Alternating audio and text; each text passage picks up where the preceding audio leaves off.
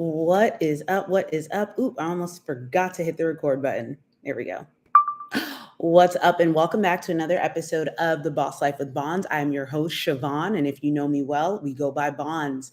Today, we're talking about what happens when we wait, and this podcast is going to be a very transparent look at the humble pie that I have been eating and the just insane wake up call that I've been experiencing. But before I jump into anything at all, I just wanted to thank everyone that tunes into the podcast, whether it's on TikTok, whether it's on YouTube, whether it's Apple Podcast or Spotify. I just appreciate you so much.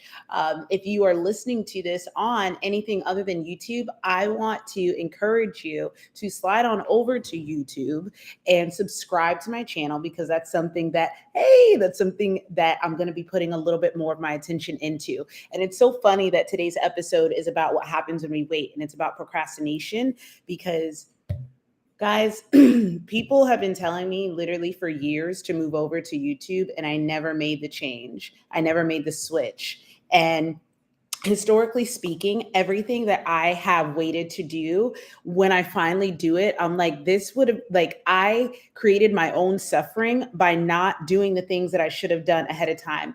And so I'm not gonna, rather than guilt you into why you need to not procrastinate or like tell you how bad that is, I'm gonna share my very vulnerable, transparent experience. My channel, good question. Thank you. Hello. It's at Coach Bonds. I haven't changed it since I, quit going by Coach Bonds, but it's youtube.com/ and then @ Coach Bonds, BONS. But I'm going to share with you what happened to me and how I have just created so many more problems for myself. If you are like me and you are neurodivergent and you notice you have scatterbrain, you have 1,000 things that you're passionate about, it's hard to stick to one thing. You create new cycles for yourself. Like every day I feel like I'm creating a new game plan. And then my team is like, Bonnie, I thought we were doing this. And I was like, what? I forgot. Yeah, no, you're right. Let's do that. And so it can be very hard to stay focused when you have ADHD or when you have a million things that you're doing, right? I also noticed that we all say that we function better under pressure, and it's not necessarily that we function better, it's that we haven't given ourselves any other option, right? And so most people do show up when there's no other option, like if someone were to kidnap your kids, you would, maybe you told someone last month, oh, I don't have money for A, B, C, and D, but if someone were to kidnap your kids, guess what? You'd rise to the occasion and you'd find the money. So it's not that we necessarily do better under pressure, it's that you're not giving yourself any other chance, no other hope. So that's kind of the way that my life has always been, because I came from the food and beverage industry, and I'm here in Orlando, Florida. So it's really heavy tourism. And every restaurant that I've ever worked at, it was like you come in and you hit the ground running. Like, okay, hey, you clock in. It's like, hey, your section's full. Let's go. Hey, you're here. There's a party of 15. They're waiting on you. Hey, let's go. Hey, you don't have any tables yet, but we need you to run this food. Go, go, go, go, go. Everything was always go, go, go, go, go. And because I worked doubles and because I worked this life for 15 years, my body, my mind was used to having a fire lit under my ass, and I would show up every time. Young me, 17 years old, coming into work still on ADHD, still on MDMA, right? Still rolling my ass off on ecstasy, coming to work, and they're like, hey, it's time to go. And I'm like, all right, go time. So I have trained myself to go into go mode when it's time. And a lot of us have, especially those of us that are neurodivergent, multifaceted, ADHD, all that jazz, right? Or maybe you just procrastinate and you have convinced yourself that this is the way that you function best. It's not. It's just that you haven't given yourself any other choice. And most people can show up when they don't have a choice too. So how do we break free of that cycle? Well, I'm a big fan of Tony Robbins. I don't care what y'all have to say about him, and his mentor, Jim Rohn. And something that Tony Robbins always says, and I teach it to my clients, is, and it's true, if you look at how the human brain works, and as a personal trainer, I see this with people's muscles in their bodies. People learn through repetition or through intensity. You learn any of your habits, whether they are like brushing your teeth or not touching the stove. The human brain, I'm in my kitchen. The human brain learns through intensity of repetition. So the intensity would be, you burnt your hand on the stove. You don't have to do that over and over and over again. The intensity of that pain is now like seared in your mind, and you don't have to be told again, don't touch the stove. The other way that humans learn is through repetition. That's why when you're riding a bike, you got to do it over and over again. You fall, maybe you fall once, and that one fall is enough for you to remember how to balance your body, right? Maybe you didn't fall, but you just couldn't get it. And so because that wasn't an intense enough jolt to the brain, you had to keep learning and learning, riding and riding until you get it. As a trainer, this is how muscles work. Somebody's glutes are going to grow either because intensity, like I ramped up the intensity of how hard her workouts are so that she can see muscle growth in a short amount of time, or it's going to come through repetition. Like it's going to take her several months or even several years to figure out how to do it. That's just how the human mind and the human body works.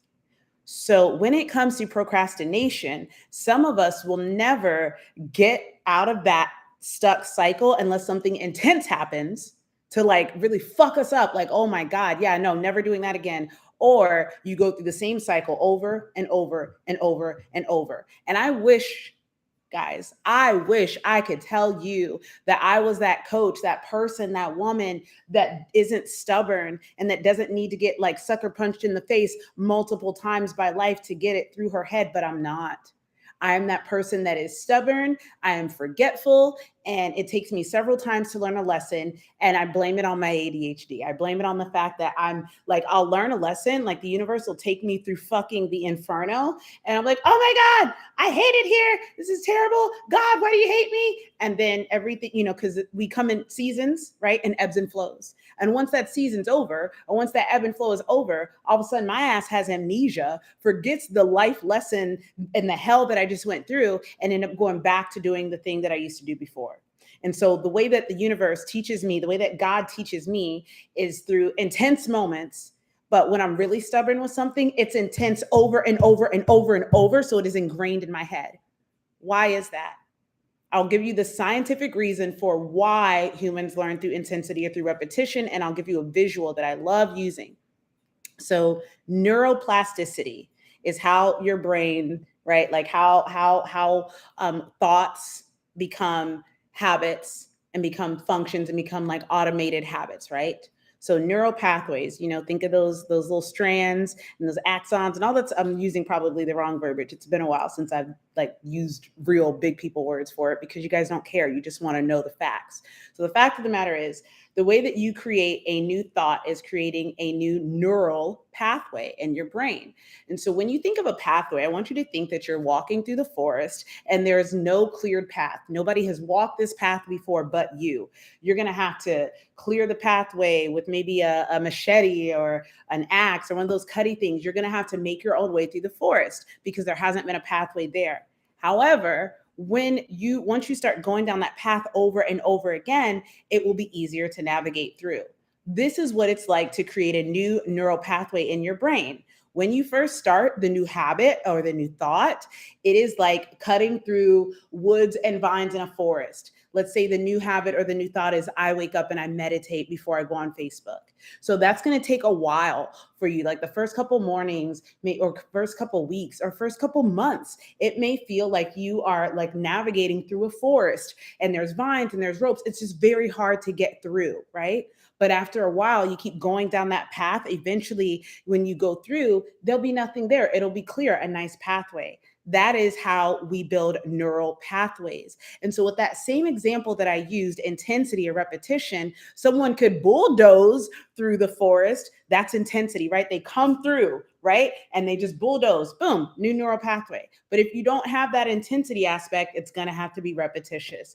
All right, I'm cutting through every single day, I'm pushing through a little bit, every single day, I'm pushing through a little bit. That's how we create new thoughts and new habits. And so for the person that is like me, that tend to procrastinate, don't feel bad.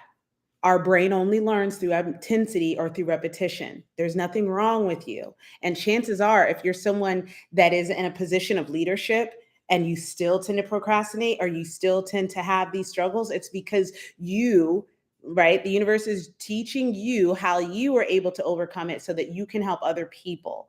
So first thing I wanted to mention is that this is how we can remove the shame of being a procrastinator. Has it ever occurred to you that God or that the universe chose you because you have such a strong will and such a strong mind to make shit happen, that you get to be chosen to teach the world how to overcome this habit? Right? Because after I just went through this shitty ass cycle, I can't wait to help people overcome procrastination. So one thing that I want to stick into your head is that my TikTok screen moved, that procrastination prolongs the pain. Procrastination prolongs the pain. So let's use fitness, for example, because I'm a fitness coach. I own a health and wellness business for women. It's a I would say it's actually personal development. It's all of that. But so let's say you want to alleviate the pain in your ankles when you're walking, it's painful. Or let's say you want to alleviate the mental and emotional pain that you feel when you walk by and look at the mirror. This is a pain and it hurts, but you procrastinating on hiring a coach or going to the gym or starting your workout program, you procrastinating is only prolonging the pain. And I think that that's evident, but sometimes we need to really sit with that. And I want you to think about the area of your life that you are procrastinating in, right? Is it your finances? Is it telling someone that you love them? Is it quitting a job? Is it launching your business? Is it saying no to your business? Like, is it what is going on in your life right now that you have been procrastinating, right? Because chances are it's causing you an immense amount of pain. And the longer that you wait to take action on this, you're only prolonging your pain. And we all know this, but sometimes I think we have to say it out loud. So one of the things that can help you move through these different seasons, I want you to say it out loud, like, my procrastination is only prolonging my pain. So even though it feels good to procrastinate, even though it feels good to avoid the situation that seems scary, like, you're only prolonging your own pain. That pain that you're going through, that suffering, that frustration is only going to get better when you decide to take action.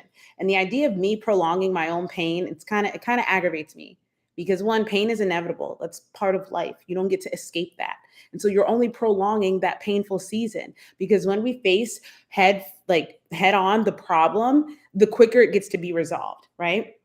But on the flip side of that, yes, we're prolonging our pain, but we're also prolonging the possibility, right?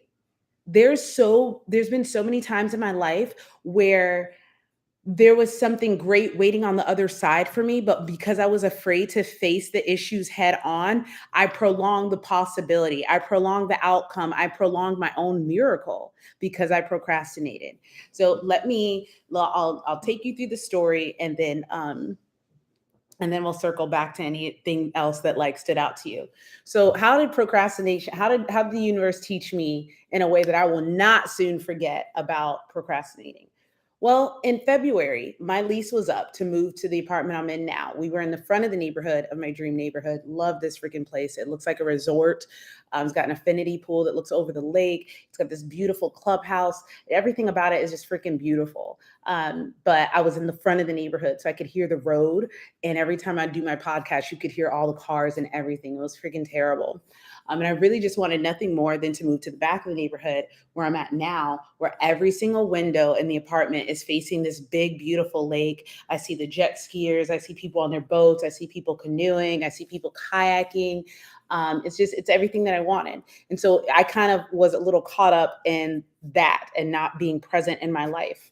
I ended up not filing my taxes for my business on time. And because I didn't file my taxes on my business in time, that interfered with other things that I wasn't able to get access to for my family. Like I was applying for health insurance for my son, and they wanted to confirm how much money I made or didn't make. And they're like, well, where's your tax forms?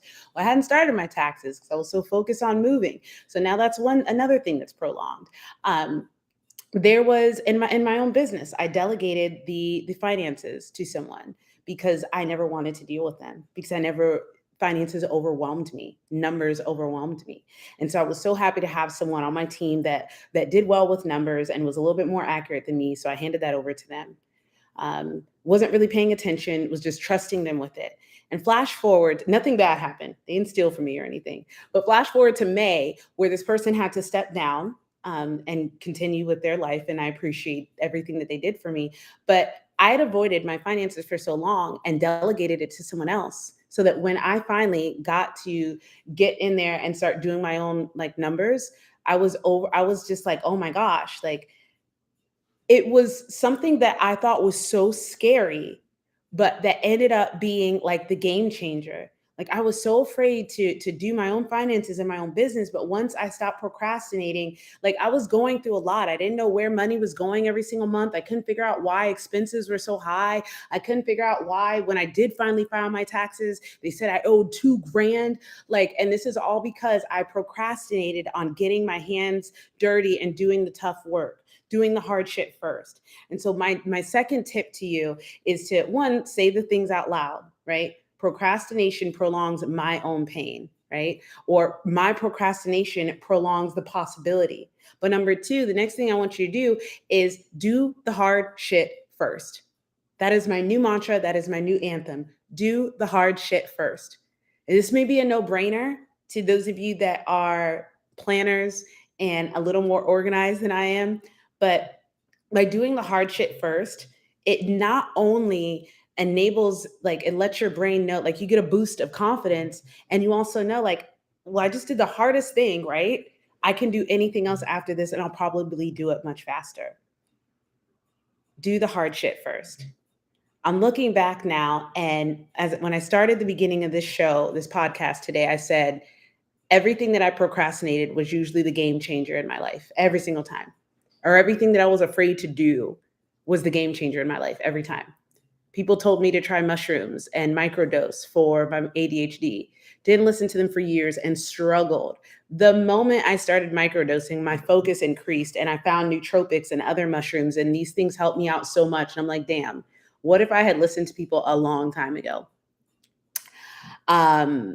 People told me to start a YouTube channel and actually like start vlogging, not just posting the podcast, but like vlogging. And I was so like afraid. I was like, I don't know if that's going to work, this and that. And so I'm finally being obedient to it. And I'm excited because remember that second phrase, procrastination prolongs the pain, but it also prolongs the possibility. Some of us are waiting for doors to open up in our lives or waiting for opportunities to present themselves, but they can't present themselves to us because we're so busy procrastinating on the next step, which would have brought us into a place where we are ready to receive the thing that we're asking for. So what are you prolonging in your life? What area of your life are you prolonging your own pain and also prolonging the possibility of something more? We do ourselves such a disservice when we play these games. I want to give you one more visual of what procrastination is like, and then I'll wrap it up. And it's this: with every day that goes by that you're not doing the thing, right? That you're not taking action, or at least just one baby step towards the thing that you want next. I want you to imagine that you've got a backpack on and you're filling it with a rock every single day, so that, let's say it's been a year since you said you were going to do something. You now have a year's worth of emotional weight that you're carrying and guilt and shame for not starting sooner. And it's a hell of a lot harder to start a journey when you have a backpack, an emotionally heavy ass backpack full of guilt and full of shame because you didn't start, versus how you feel on the flip side when you eat the frog, bite the bullet, and do the hard shit first. Guys, I'm in a season where I'm cleaning up my credit, I'm cleaning up my finances, I'm cleaning up areas of my business, I'm cleaning up relationships in my life. I'm going back and cleaning up all the areas that I decided I was gonna procrastinate. Oh, I'll get to that later, and I'll get to that later. We leave a mess for ourselves. And one of the things that I said I wanted to stop doing was leaving messes for future me to clean up.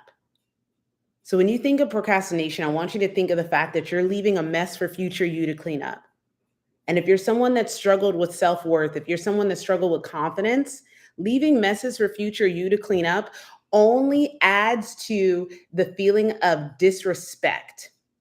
It adds to the feeling of I'm not capable, because every time that you say that you're going to show up for yourself and you don't, it's disrespecting yourself. Imagine when someone stands you up, right? How disrespectful that is. And yet we do the same thing to ourselves when we say we're going to show up for ourselves in this area of our lives and we don't.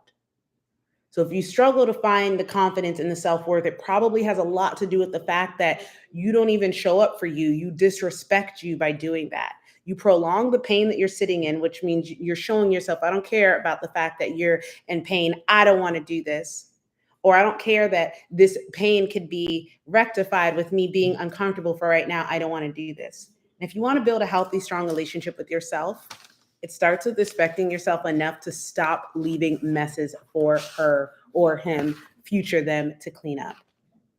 So guys, that is all I have for you today. I feel like there's so much more in the back of my mind, but those are the main things that I wanted to get across. And I'm so curious to hear back from you guys. Thank you so much for responding. He said, personal affirmations is something you do. Future self will thank you for, and it gets me out of procrastination. Yes. What was something else that got me out of procrastination? Because I had to hit the ground hard. Right. And my intention is that you don't have to go through hell in order to stop procrastinating. So that's why we have things like vision boards. And that's why we have things like journaling or meditating or scripting things out. Because when I'm scripting, truth be told, when I'm like in my manifestation like jam and I'm writing out every single day what I want for my future, I'm not really, there's not a lot of room to procrastinate, because every day I'm saying like, well, I want to be this person. I want to be this person. And so it's fresh in my head and it's top of mind. I have a phrase like, people that write shit down get shit done. And so if you're someone that is constantly procrastinating and you notice that you don't have anything written down and everything is just stuck in your head and you expect to remember everything that's stuck in your head, start writing stuff down. Start writing stuff down. I promise you, even in the beginning, it may feel like it doesn't do anything. Remember, we learn through intensity or repetition. So the more that you write stuff down and you come back to it and you remember what you're working for, it definitely builds a stronger connection between where you are now and where you want to be. So with that, that is a podcast. Thank you so much for that input, Chris, at the end. Also, if you're on YouTube, and is that your name on TikTok too? Transformational Creator. Follow my boy, Transformational Creator on TikTok. And on YouTube, we got Create Your Life with Chris. So much wisdom, so much value in everything that he does. And he has a Facebook group as well for spirit-led and like purpose-driven entrepreneurs. So go ahead and check him out. I'm out, guys. Have the best day of your entire life. And I'll see you again on another live recording of The Boss Life with Bonds. See you Friday, 12 p.m. EST.